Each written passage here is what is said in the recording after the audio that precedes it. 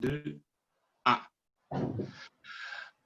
Bonjour à tous, c'est votre ami Christian Salazar et conseiller stratégique en transformation alimentaire. Aujourd'hui, je suis très content et j'ai avec nous mon ami Minh Dang. Et Minh est un entrepreneur en démarrage et qui a des valeurs écologiques et sociales et très bien ancrées. Et Minh a un projet en agriculture urbaine que je trouve vraiment intéressant pour partir un mouvement au niveau de l'agriculture urbaine à Montréal, aux alentours de Montréal et partout au Québec. Donc, merci beaucoup, Minh, d'avoir accepté l'invitation. Donc, je te cède la parole. De rien. Donc, je te cède la parole pour que tu te présentes et tu nous présentes ton projet en agriculture urbaine. Yes, parfait. Mais merci beaucoup, Christian. Écoute, oui, comme tu dis, moi, je suis un entrepreneur qui est en démarrage. Et puis, mon projet, vraiment, l'intention, puis le core, le but, le cœur du projet, c'est vraiment, ça part de des études et des recherches scientifiques qui disent que, tu sais, dans moins de 50 ans, on va arriver dans un état global, climatique, où il y a pas on va être dans un point de non-retour. OK. Ça commence à partir de là. Si on passe ce point pivot-là, toute la planète, comme ça va être qu'on a fait ça, une extinction globale de toutes les espèces vivantes sur la planète. Puis, donc, imaginez-vous ça dans moins de 50 ans. Oui, puis, ça veut dire que... ouais. Puis, effectivement, tu sais, moi,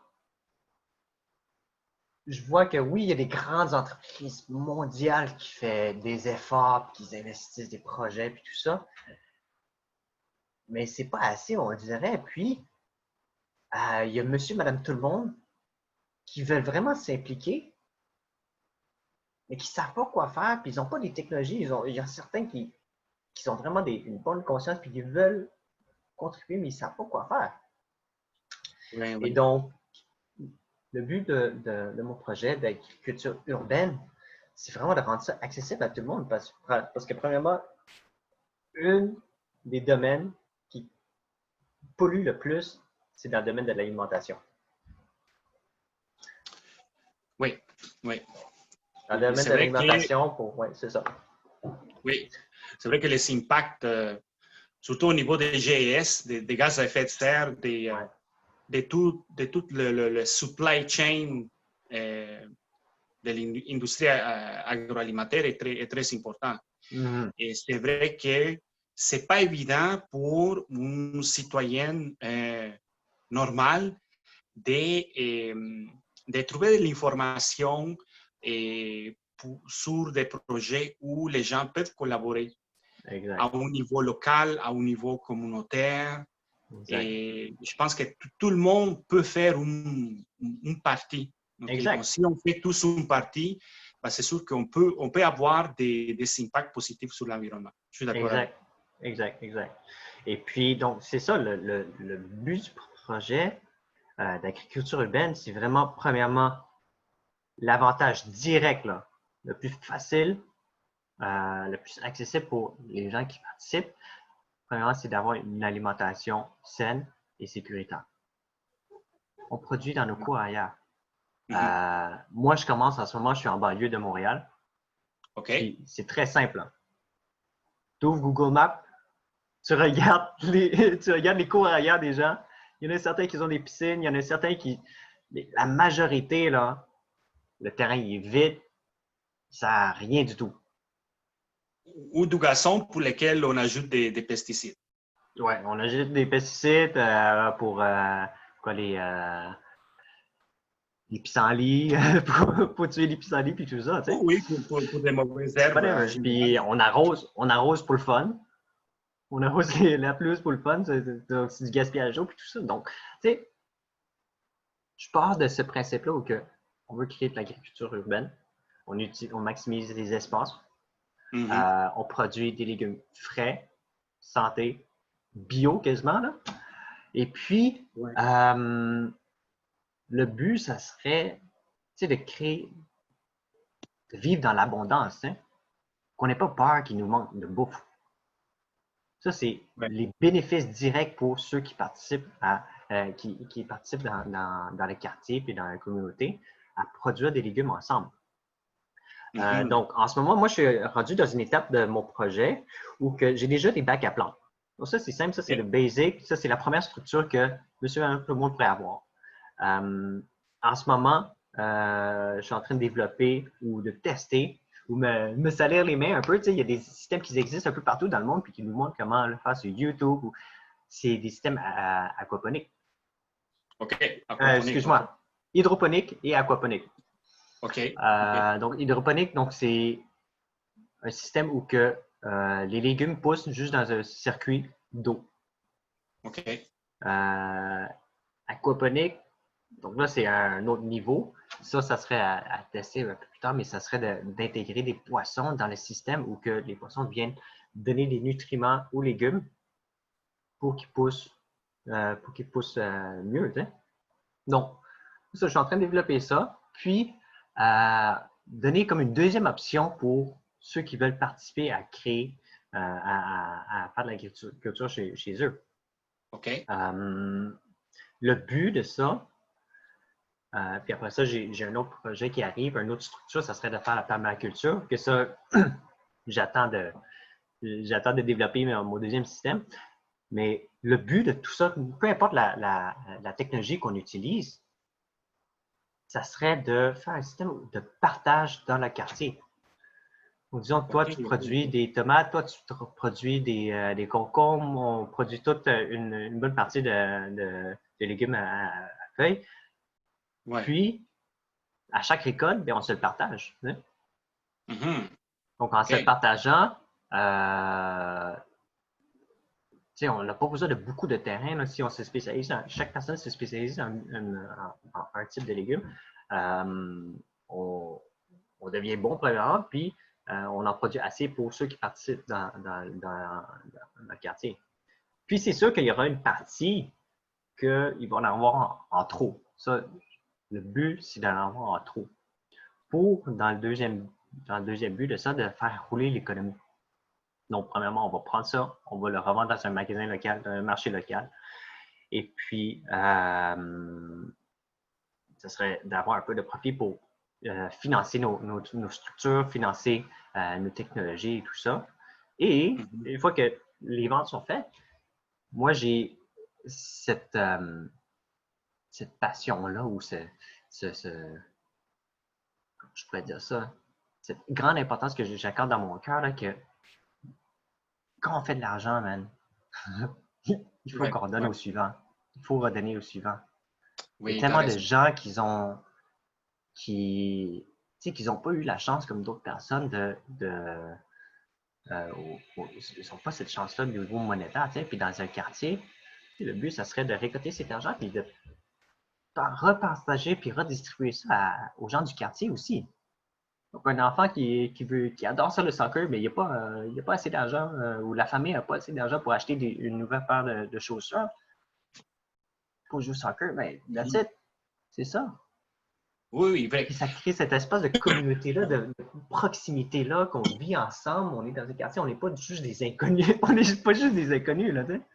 Oui, donc tu as vraiment une vision même assez large, qu'on pourrait dire, tu sais, ton projet d'agriculture urbaine intégrerait plusieurs domaines, à tel point qu'on pourrait aider surtout des quartiers, on va dire, défavorisés à revitaliser ces quartiers, à revitaliser l'économie des quartiers qui ont besoin.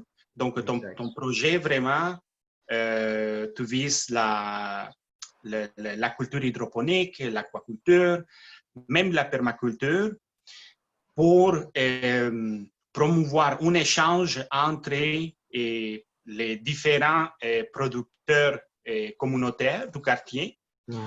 Les surplus des produits pour les vendre sur les marchés, au niveau du détail, au niveau des épiceries, au niveau des marchés publics. Et avec ces profits-là, et financer une partie des dépenses, on va dire, de la coopérative du quartier au niveau des équipements, des ustensiles, des ustensiles agricoles, bref, et pour redonner à la communauté. Donc, cet argent, l'argent généré par les produits de cette communauté agricole urbaine, on va le dire, il va circuler plusieurs fois même après la vente des produits. Exact. Et ton projet, il m'interpelle beaucoup dans le sens que il y a beaucoup de potentiel, je trouve, surtout à Montréal et aux alentours. Comme tu dis, dans les banlieues des cours arrière qui ne sont pas vraiment utilisés. Donc, chaque personne peut devenir un agriculteur urbain. Puis, on n'a pas besoin d'une immense serre pour le faire. On a besoin juste d'un petit jardin. Donc, tout le monde peut le faire. Donc, on peut se poser vraiment des questions, on va dire, existentielles.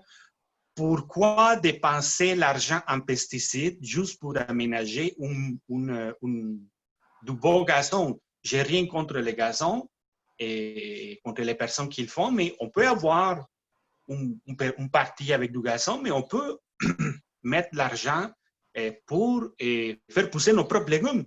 Donc, au lieu de nous déplacer à l'épicerie, dépenser des essence, dépenser l'argent pour des produits qui viennent d'ailleurs, on dépense l'argent pour les emballages et les suremballages, on pourrait sauver même un peu d'argent en faisant pousser certains des légumes, quelques tomates, quelques concombres. Juste ça fait déjà une différence. Et en plus, une autre chose qui m'interpelle, c'est que... Faut pas oublier que c'est pas le côté que nous, qu'est-ce qu'on produit qui affecte moins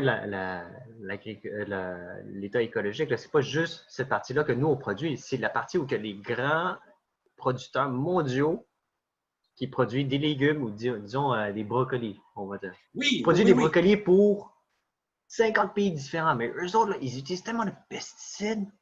Après ça, ils utilisent tellement de transport en avion, en bateau, en train, whatever, puis tous les emballages, les suremballages, ils les emballent, ils déballent, ils réemballent.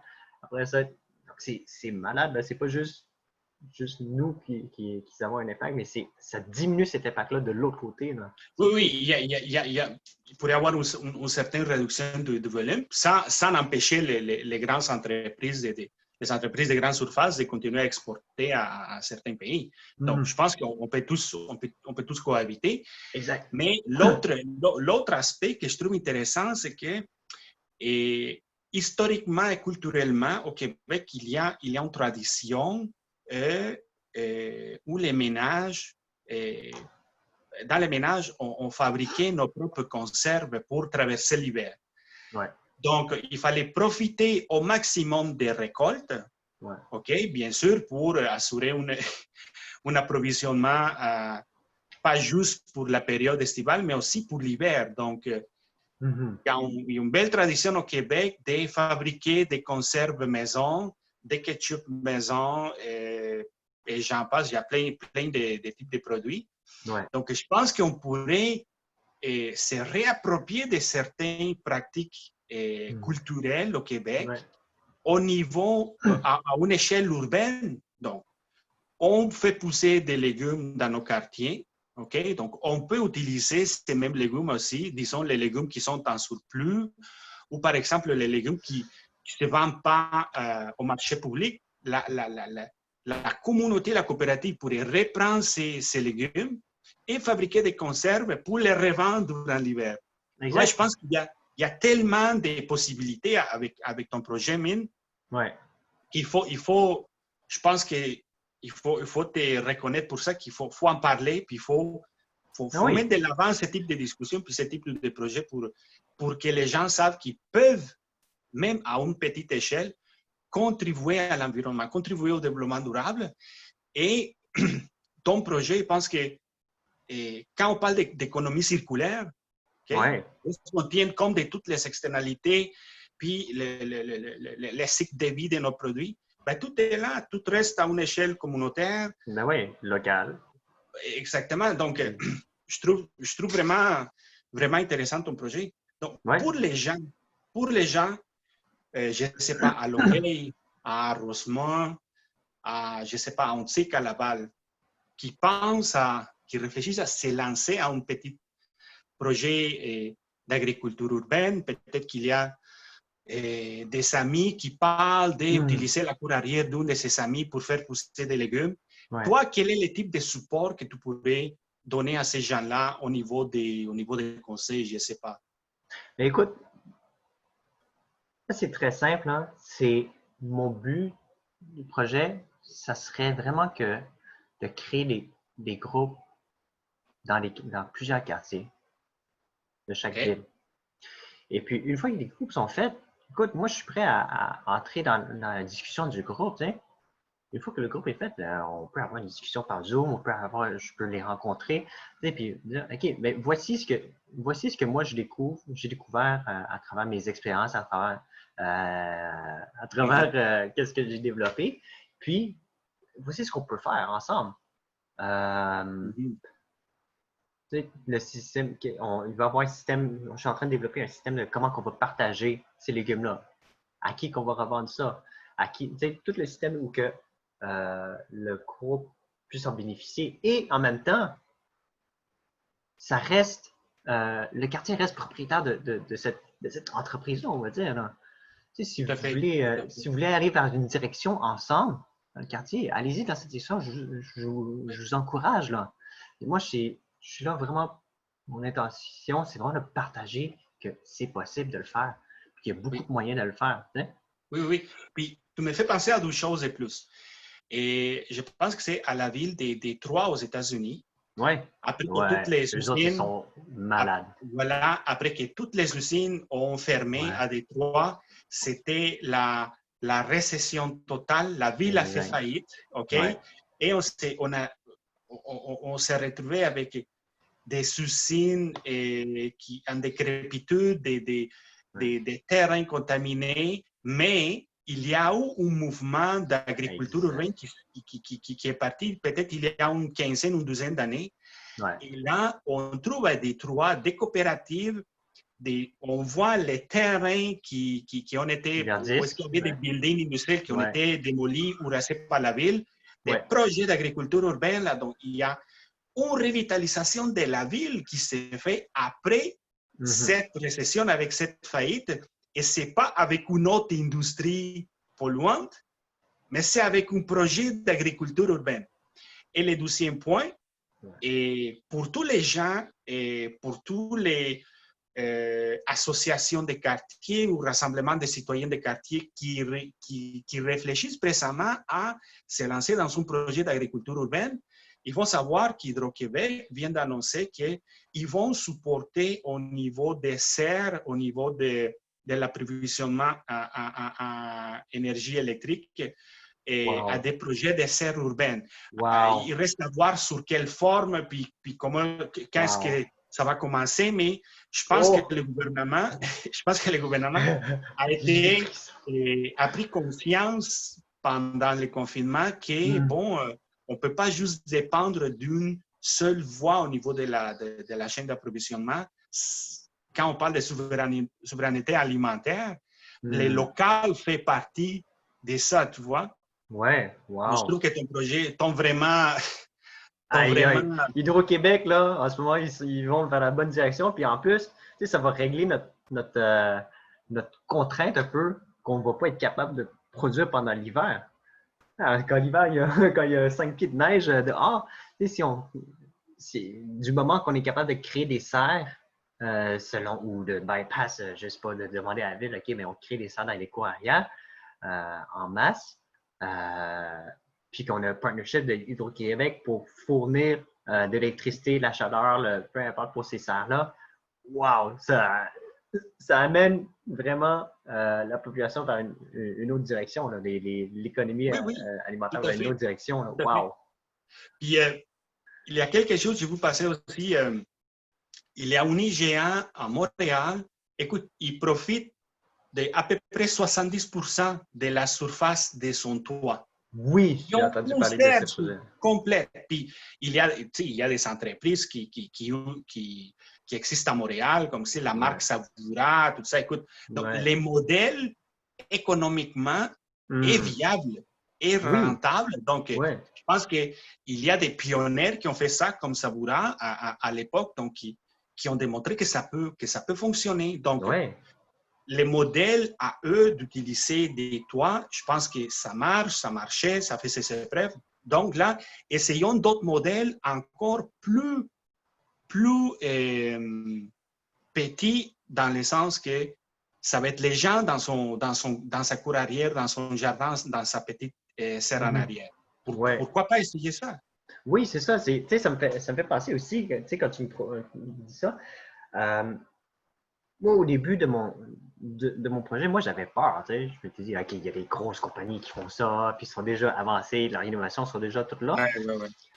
Tu sais, des fermes Loufa, ce IGA-là, tu sais, qui font des gros avancements, mais on est rendu à une étape, à une ère, à un moment où que c'est tout le monde qui doit le faire. Un peu comme dans la nature, il y a de la diversité dans toutes les plantes, les fleurs, hein. Les humains, on pourrait reproduire ça, cette diversité économique-là, ou la diversité Ah, à plusieurs échelles. Tu sais. Il y a des leaders j'aime ta phrase, diversité économique. J'aime Oui, ça. c'est ça. Donc, tu sais, comme il y a les grandes compagnies mondiales, tu sais, qui s'impliquent. Moi, ça, tu as les grandes compagnies au Canada, après ça au Québec, puis dans les grandes villes, tu sais, les femmes de foi à Montréal. Mais aussi la population générale, on peut créer un autre système économique et de production qui est beaucoup plus local, puis que, en même temps, mais c'est toutes les classes sociales, toutes les whatever, on contribue tout en même temps. Tu sais, c'est pas une compétition, là. C'est pas une Non, compétition non, de non, non, non, non, non, non. de c'est qui va faire le plus d'argent ou que c'est quelle compagnie qui va faire. C'est. Moi, j'avais eu peur. Moi, j'avais peur de ces compagnies-là en rentrant dans le domaine de l'entrepreneuriat, mais on est rendu à une étape que il faut que je mette ça de côté, puis c'est vraiment quoi qu'on peut faire chaque personne dans la communauté, dans la planète pour renverser euh, notre état climatique. Là. Oui, puis je pense il y a il y a un autre effet aussi au niveau social. Ouais. Ça veut dire que j'ai entendu, j'ai écouté un reportage sur les effets, par exemple, psychologiques et pour les personnes pendant le confinement. Donc, Ouais. c'est pas la même chose avoir traversé le confinement dans un appartement qui n'est pas très bien éclairé, où tu n'as même pas la place pour avoir 2 ou 3 petites plantes, qu'une personne qui habite dans une place qui est bien éclairée, qui a même peut-être accès à un petit solarium avec plusieurs plantes, avec des fleurs. Ça fait tout un changement. Ouais. Puis, c'est le fun, c'est bon pour l'esprit humain avoir accès à des plantes, de respirer de l'oxygène, de voir la couleur. Ben Non, oui. mais Oui, oui, c'est donc, sûr, là. C'est on sûr. n'est pas en train d'inventer l'eau sucrée, mais le potentiel de l'agriculture urbaine, je pense qu'il est vraiment énorme, pas juste du côté, on va dire, économique, Mhm. mais pour la revitalisation des quartiers, mais aussi pour la santé en général des gens, moins de pesticides. C'est plus de fun, je pense, pour les gens aller s'en occuper d'un jardin. Et, Mhm. où j'habite, il y a un jardin communautaire et on fait des petites marches l'après-midi avec ma conjointe. Puis, écoute, on voit des gens de tous les âges s'en occuper de Mhm. sa petite boîte. Ouais. C'est au-delà de qu'est-ce que je vais produire. C'est l'effet de partager, rencontrer les Mhm. gens. Il y a des personnes âgées qui ont une petite boîte puis qui vont pousser des fleurs. Il y a des petites familles avec 1 ou 2 enfants qui viennent faire pousser des petites tomates, des petites concombres. Et donc, tout le monde partage. Donc, Mhm. c'est pas juste le côté économique ou le côté développement durable, c'est qu'il y a aussi un partage en général dans Ouais. les quartiers. il y a des interactions sociales, là. Ça crée ce côté social-là dans le quartier. Tu sais.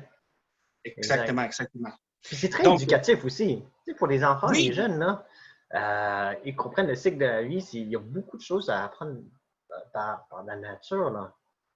Et donc, oui, effectivement, ce que tu dis, c'est très beau de créer ces activités sociales-là. Aussi, c'est un impact qui est créé par ce type de mon type de projet que je crée. Hein. oui, oui. Oui. Mine, je te remercie de ton temps, de ton partage. Donc, Yes. j'encourage toutes les personnes, tous les regroupements des citoyens, des petites coopératives, des associations de quartiers. Si vous réfléchissez présentement à vous lancer dans un petit projet en agriculture urbaine, vous pouvez contacter Ming Dang et pour discuter avec lui, pour réfléchir ensemble.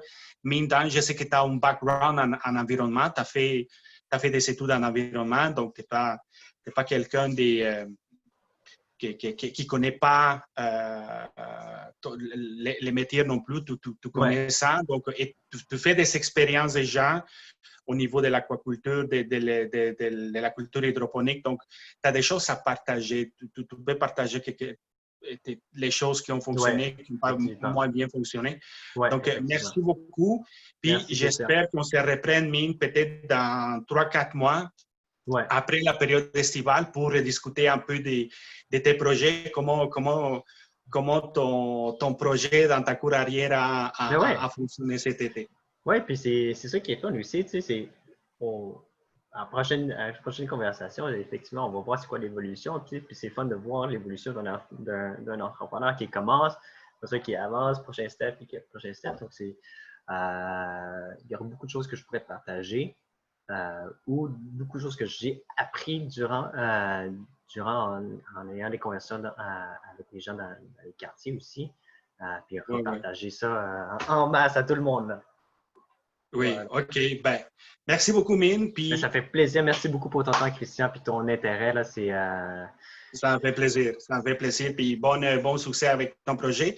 Puis, chers amis, si l'agriculture urbaine vous intéresse, je vous encourage à contacter Mine pour partager vos expériences. Parfait. Right. Salut! Et attends-moi. Non, attends-moi.